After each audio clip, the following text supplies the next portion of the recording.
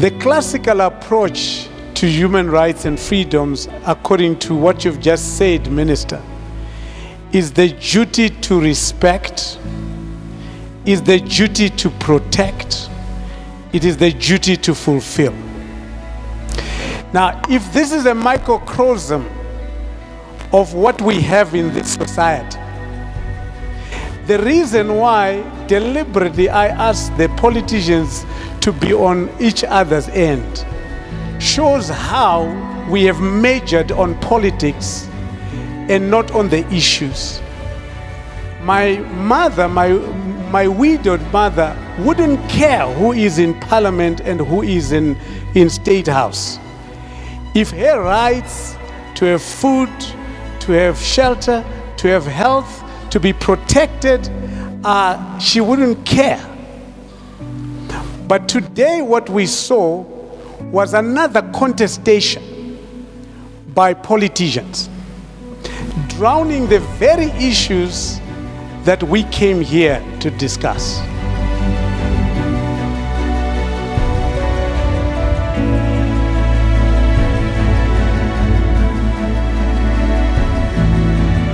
Because we are not doing justice to the common man in the street.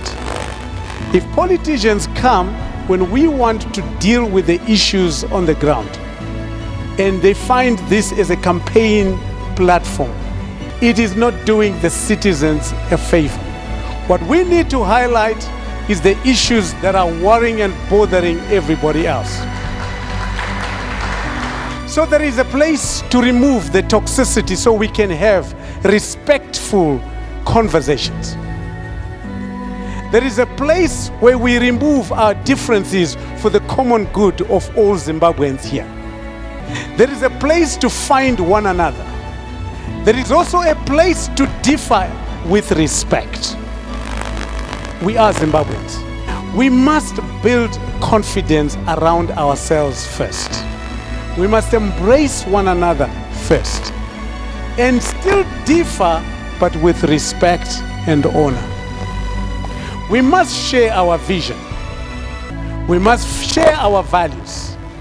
But we must also agree on the vehicles that will help us to have a proper binding social contract.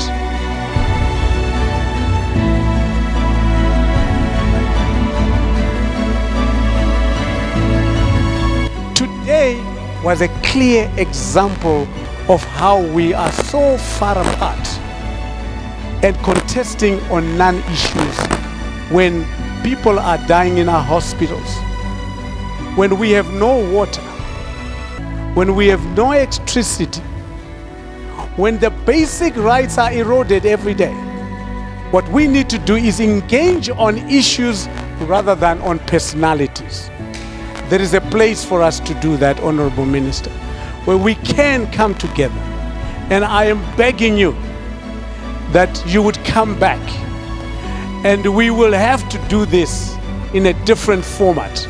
To our leaders who are in the political fray, we are begging you to change the discourse to focus on the livelihoods and the rights and freedoms of the common man in the street, who might not enjoy the platform we have had tonight.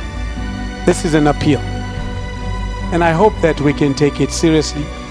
And I appeal to the organizers that we have to reset and reboot this again at some point. Certainly we could have done better, but this is the process of finding one another. Sometimes we start by screaming at each other, but eventually we realize that screaming is not improving the situation. We now have to find one another so that the nation can be a better nation, and that Zimbabwe will be great again, for the better of every citizen and everyone who aspires good for it. God bless you.